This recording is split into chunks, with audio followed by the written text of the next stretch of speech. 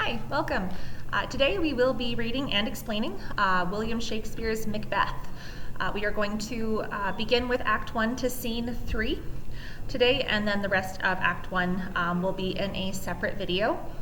Macbeth, we're going to talk about some main themes as we go on as well when we point them out. We're going to talk about things like loyalty, guilt, good versus evil, my favorite, foul versus fair, light versus dark, appearance versus reality. We see a lot of juxtaposition here. There are a few uses of some less common literary devices that I will point out as we go as well. As I read, don't forget Macbeth was written as a play, which is why when you read it, it'll say things like first witch, second witch, and then there are lines underneath. There'll also be little asides in italics, such as the beginning where it says thunder and lightning, enter three witches. I'll read all of those things.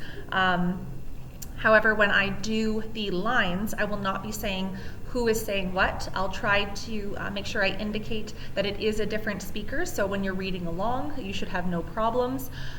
Any sort of little asides, I'll make sure I make those, and it'll be a more normal voice compared to a character voice, which I'll try to do for you as well. We'll just get started. If you haven't hit subscribe already, I hope that you will. It really helps me out, and it's a great way to say thank you for me reading and explaining Shakespeare to you. So we will get started today with Act 1, Scene 1. So thunder and lightning. So if you're in the audience, you're going to hear thunder, you're going to see lightning, and then three witches are going to enter. So we're going to begin with the first witch. When shall we three meet? Sorry, I just had to pause there. Okay, we're just going to start with the first witch again. When shall we three meet again, in thunder, lightning, or in rain? When the hurly-burly's done, so the noise of the battle is over, when the battle's lost and won, that will be ere the set of the sun. So that'll be before the sunset, the battle's going to be over. Where the place? Upon the heath. A heath is an open field. There to meet with Macbeth. The witches, they hear the calls of their spirit friends, so offstage we would hear those. Their spirit friends are also known as familiars, which look like animals, but they're not animals. One is a cat, one is a toad, we don't know what the third one is. So it starts off with, I come, grey malkin, which is the cat. Paddock calls, that's the toad. Anon, which just means like, yep, I'll be right there. And then together they all say, and also one of our themes, fair is foul and foul is fair, hover through the fog and filthy air. So they're flying away. So again, this theme that fair is foul. Things that look nice, seem pretty, safe, are actually foul. They're dirty, evil, scary. Whereas foul is fair. So things that might not look as good are actually good. So it's that sort of back and forth there. And then exit just means exit. So I'm just going to say exit going forward. So the three witches leave. So that's the end of Act 1, Scene 1. Basically, they're going to meet again with Macbeth when the battle's over in an open field. And then we have Act 1, Scene 2. There's sounds of trumpets and soldiers fighting off stage, so we would hear these things but not see them. And then we're going to enter King Duncan, our wonderful, just King Duncan. He enters in with his three sons, Malcolm, Donalbain, and Lennox. Okay, those are his three sons, important to know. And they also come with a number of attendants, so like servants. They are meeting a wounded and bloody character we only know as Captain. He's probably Captain. So Duncan is our king. He begins, what bloody man is that? He can report, as seemeth by his plight, of the revolt, the new estate. So judging by how he looks, he's probably just come out of the battle. He can tell us everything that's happening right now. Then Malcolm picks up, this is the sergeant who looks like a good and hardy soldier fought 'gainst my captivity. So stopped him from being captured. Hail, brave friend, say to the king the knowledge of the broil battle, as thou didst leave it. Doubtful it stood, he's not sure who's gonna win, as two spent swimmers do cling together and choke their art. So So when two swimmers are struggling and they're clinging together, they're both drowning. So right now, no one's really winning the battle. It's equally losing, okay? The merciless Macdonald, worthy to be a rebel, for that to the multiplying villainies of nature do swarm upon him, from the Western Isles. So there's just more and more and more enemies from the Western Isles, which are like Ireland, the Hebrides, that sort of thing. Of kerns and gallowglass is supplied, and fortune on his damned quarrel smiling showed like a rebel's whore. So Lady Luck is with Macdonald, smiling like his whore, it says. But all is too weak. So Luck and Macdonald weren't enough, but all is too weak for brave Macbeth. Well, he deserves that name, disdaining fortune. So he doesn't even care if he dies. Money means nothing to him. With his brandished steel, which smoked with bloody execution, like a valor's minion carved out his passage. So he's just mowing guys down left and right, till he faced the slave. That's what he's calling Macdonald. Which ne'er shook hands, nor bade farewell to him, till he unseamed him from knave to the chops, and fixed his head upon our battlements. So basically, they didn't say good hello, they didn't shake hands. Macbeth just simply went up to him and split him from his navel, that's his belly button, all the way up to his jawbone, and then stuck his head on some spikes. So we have the king going, "Oh, valiant cousin, worthy gentleman." Okay, it would have been lost without Macbeth. That's very clear. Pretty much, Macbeth saved them. Duncan is thrilled. I'm not going to be reading the different pages, but we are on page 2, just for a quick note if you got a little bit lost there. So the captain starts up again. As whence the sun gins his reflection, shipwrecking storms and direful thunders break, so far from that spring whence comfort seemed to come, discomfort swells. Mark, King of Scotland, mark. No sooner justice had, with valor armed, compelling these skipping kerns to trust their heels, but the Norwegian lord, so the Norwegian lord, surveying vantage, with furbished arms and new supplies of men, began a fresh assault. It's a really long way of saying, basically, the same way violent storms always come just as spring appears, the success against Macdonald just led to new problems. So basically saying, listen, king, okay? As soon as we sent those Irish soldiers running for cover, the Norwegian king saw his chance to attack us with all these fresh troops and shiny weapons. These men aren't weary from battle. They are ready to roll. They're ready to fight the Scots who have been just battling these Irish all day. So then Duncan goes again. Dismayed, which means frightened. Not this our captains, Macbeth and Banquo? So he's like, oh gosh, are Macbeth and Banquo scared? Captain goes, yes, as sparrows, eagles, or hare the lion. So he's like, yeah, they're about as scared as sparrows, as eagles are of a sparrow, or hare the lion. Okay, scared them as much as sparrows frighten eagles. If I say sooth, which means the truth. So if I say the truth, I must report they were as cannons overcharged with double cracks. They just doubled their own strength. And so they redoubled strokes upon the foe, except they meant to bathe in reeking wounds. So they doubled their strength, they just want to bathe in their blood. Or memorize another Golgotha. So they want to create another Golgotha, and so this is a great example of a literary allusion, Allusion. Allusion. Golgotha is, and this is an allusion, as we know.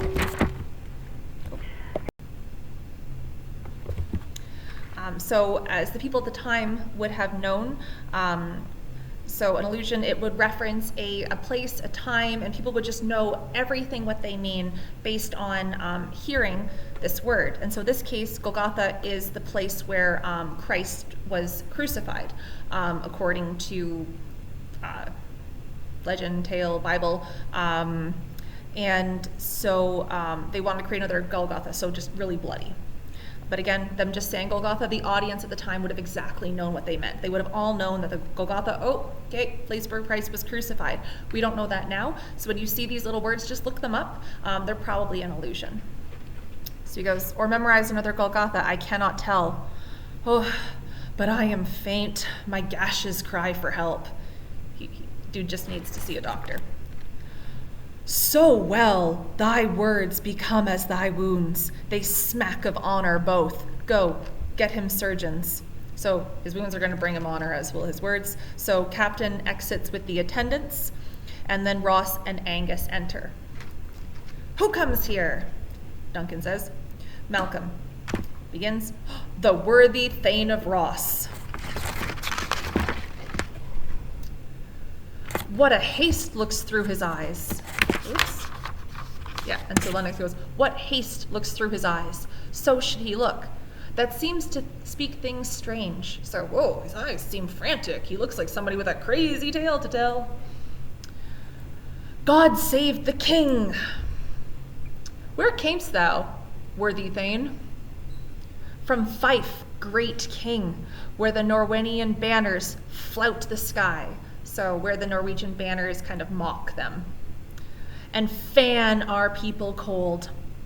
Norway himself, with terrible numbers, huge army, assisted by that most disloyal traitor, the Thane of Cawdor, began a dismal conflict till that Bellona's bridegroom, here's another allusion, at the time again, Bellona is the goddess of war, so her bridegroom would be her husband, so in this case it's saying till the goddess of war's husband, lapped in proof, confronted him with self-comparisons. So basically saying like they're almost mirroring each other, okay?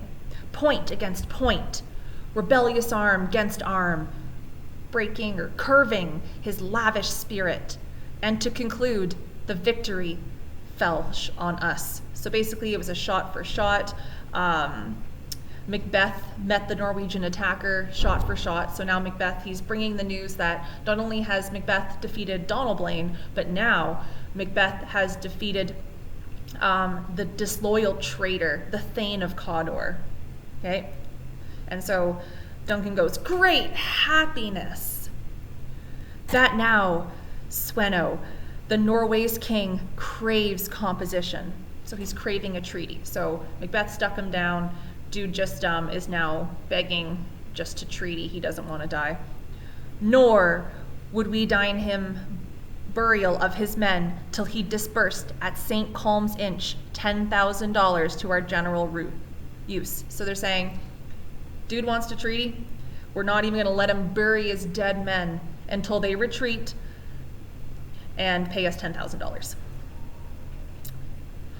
No more that Thane of Cawdor shall deceive our bosom interest. Go, pronounce his present death, and with his former title greet Macbeth. So he's saying the Thane of Cawdor will never again betray me. He was betrayed by the Thane of Cawdor. He switched sides and joined the Norwegian and the Irish. Go tell him he's going to be executed, and tell Macbeth that he now has Cawdor's title. I'll see it done. What he has lost, noble Macbeth has won. And then they exit. So basically in this we learn this huge, huge battle. Macbeth was just, wow, holy cow, Macbeth. Thane of Cawdor, that title is now going to Macbeth because the Thane of Cawdor formerly, who is going to be executed for his crimes, swapped sides. And so now we have Act 1, Scene 3. We're going to hear thunder, and then the three witches, they enter again. Love when the witches come in. Where hast thou been, sister? Killing swine, which means pigs. Sister, where thou?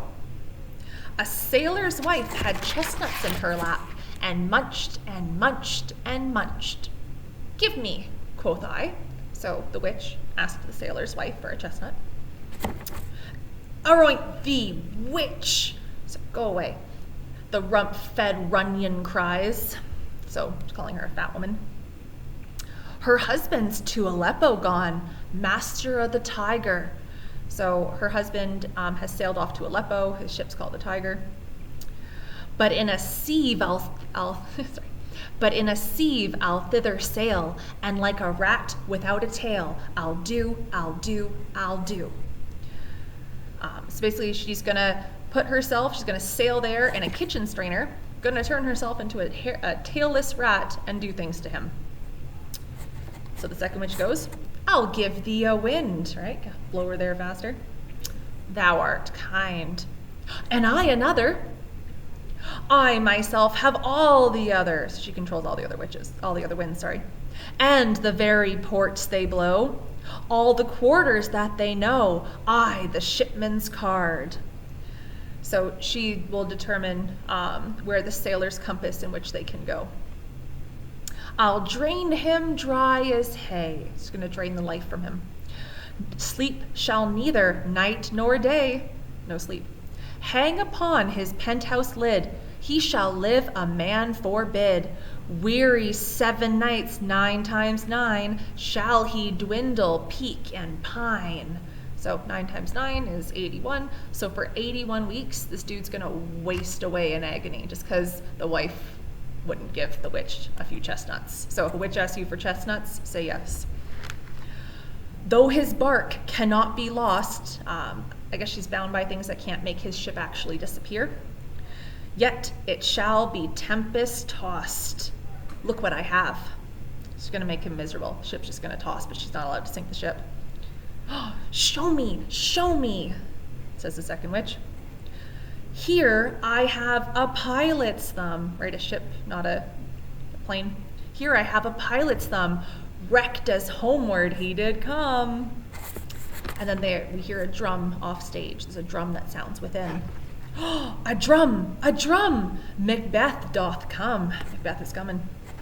So they all dance together in a circle. So you're going to be holding hands, dancing in a circle.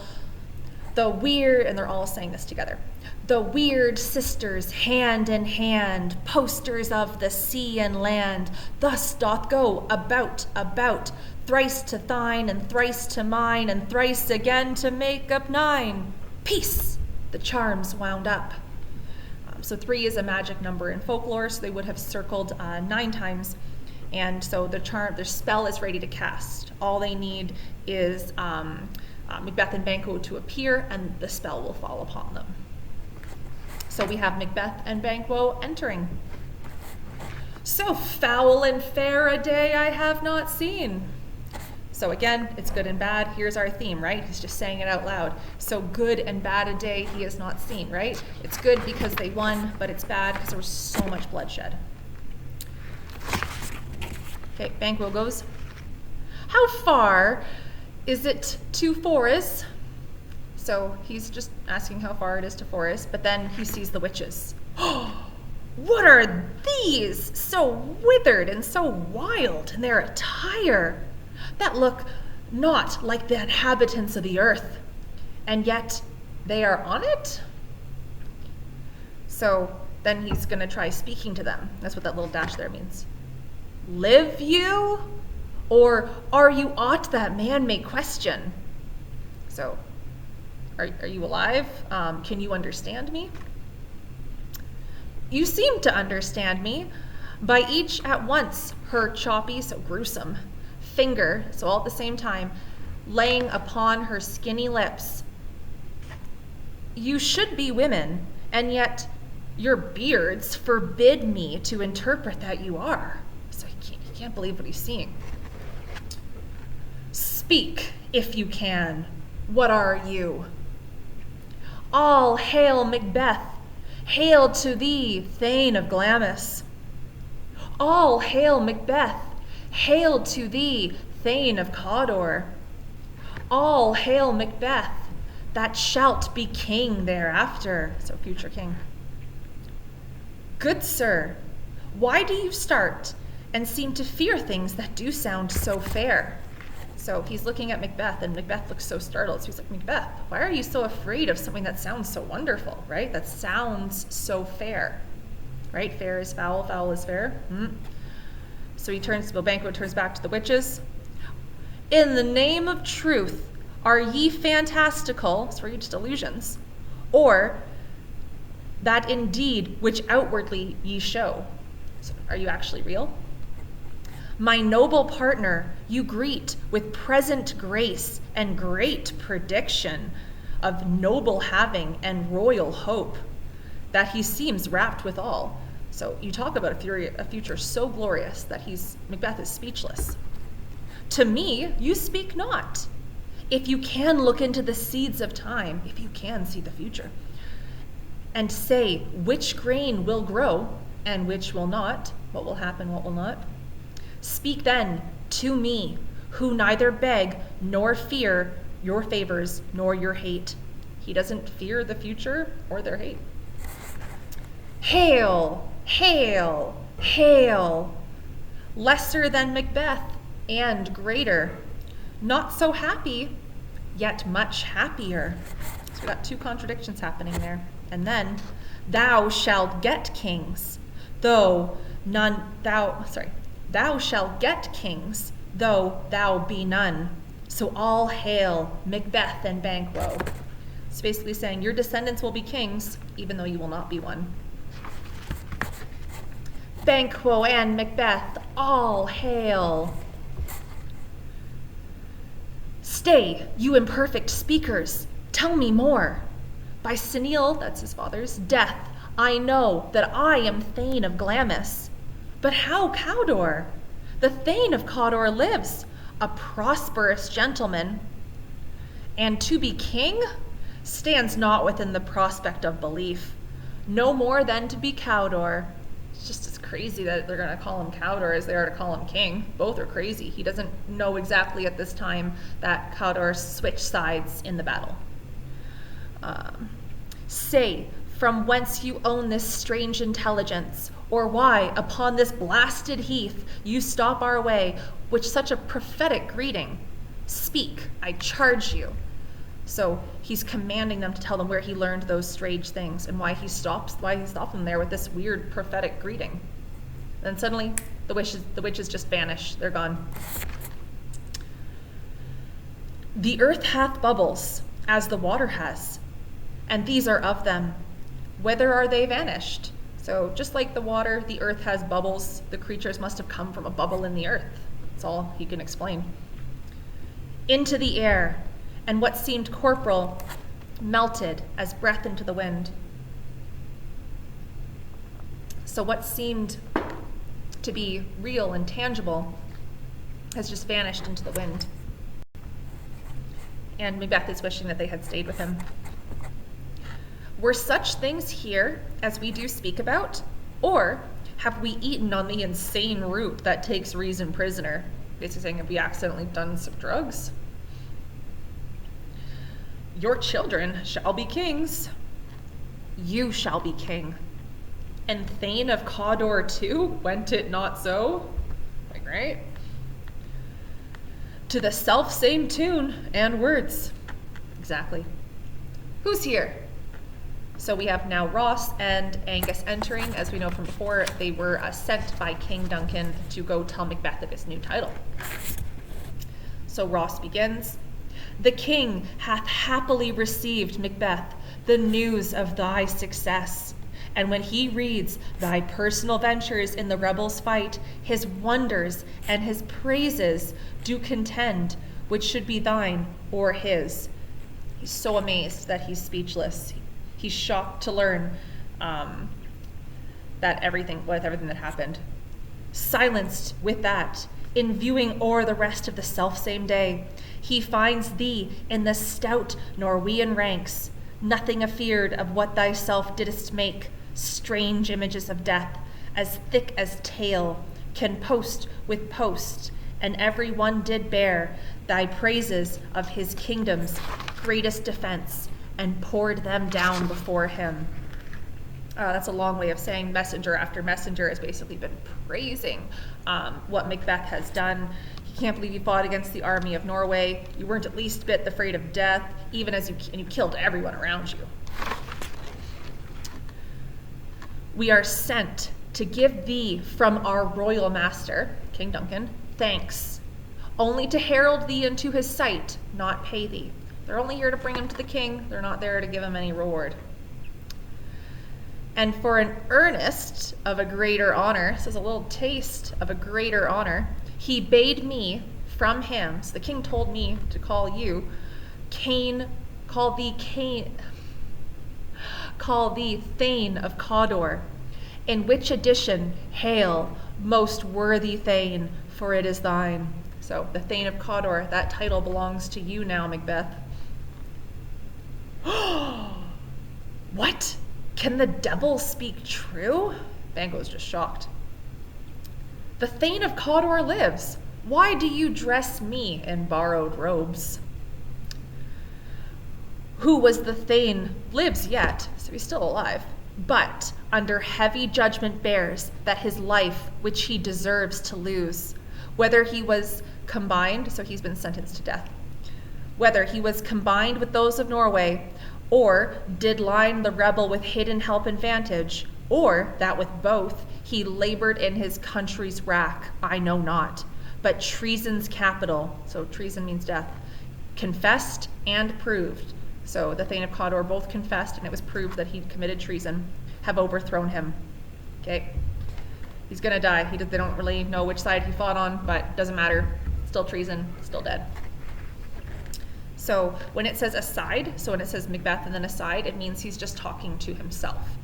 So on stage, he would turn and he would talk, but he would make it clear that there was nobody else that could hear him. It's like he's speaking his thoughts aloud so the audience can hear. So when we see aside, that's what that means. So Macbeth to himself, Glamis and Thane of Cawdor, the greatest is behind. The king is still yet to come. So he turns back to Ross and Angus. Thanks for your pains. So thank you for coming to tell me this. Then he turns, and this is an aside to Banquo, so he's talking so only Banquo can hear. Do you not hope your children shall be kings? When those that gave the Thane of Cawdor to me promised no less to them? Right, after all, the witches who said that I was Thane of Cawdor, you're telling them they're going to be king. So Banquo again, just to Macbeth, that trusted home might yet enkindle you unto the crown. So if you trust what they say, you're on your way to the crown, Macbeth. Besides the Thane of Cawdor. But 'tis strange, and oftentimes, to win us to our harm, the instruments of darkness, right? Dark versus light, tell us truths, win us with honest trifles to betray in deepest consequences. So basically means he's like, okay, yeah, this is true, but Macbeth, this is all really strange, okay? Sometimes the agents of evil tell us just a part of the truth in order to lead us to our destruction. They'll earn your trust by telling you a little thing, but then they're going to betray you only when it can damage you the most. So Banquo turns back to Ross and Angus. Cousins, a word, I pray you. So I thought they're actually cousins. It's more of like, gentlemen, close kin, come here. Let me have a word with you. So Banquo, Ross, and Angus moved to the side, leaving Macbeth aside to himself. Two truths are told as happy prologues to the swelling act of imperial theme. He's getting kind of excited to be king.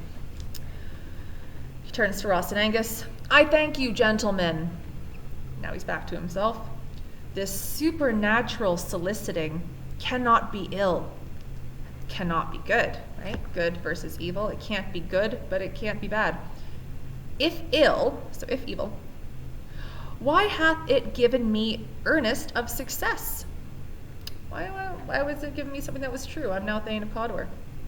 If good, why do I yield to that suggestion whose horrid image doth unfix my hair? So why does he think about murdering King Duncan, right? That whose horrid image doth unfix my hair and make my seated heart knock at my ribs against the use of nature. The thought of murdering his king is so horrifying, it makes his hair stand on end and his heart is pounding inside his chest. Present fears are less than horrible imaginings. So the dangers that actually threaten him are less scary than the horrible thoughts he's imagining, because he's imagining killing his king. my thought, whose murder is yet fantastical, it's just a fantasy, shakes so my single state of man, that function is smothered in surmise.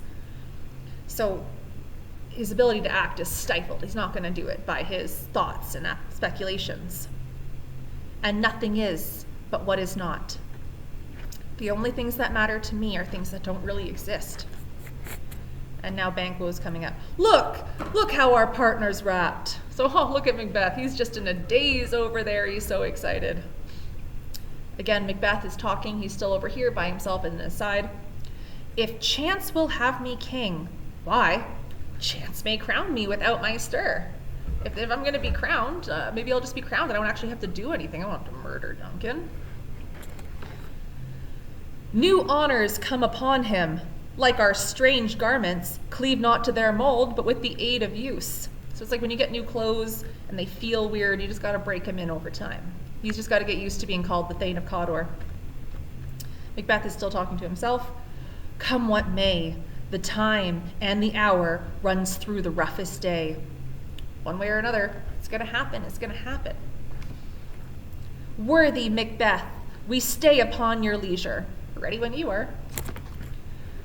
Oh, give me your favor. Sorry, I was distracted. Give me your favor. My dull brain was wrought with things forgotten.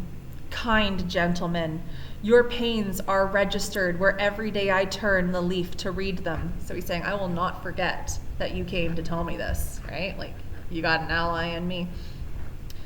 Let us towards the king. Turns just to Banquo. Think upon what hath chanced. When we both had time to think about what's happened today, let's chat, is what he's telling Banquo. And at more time, the interim having waited, let us speak our hearts, our free hearts to each other. Very gladly. Till then, enough. He turns back to Ross and Angus. Come, friends. And that is up to Act 1, Scene 3.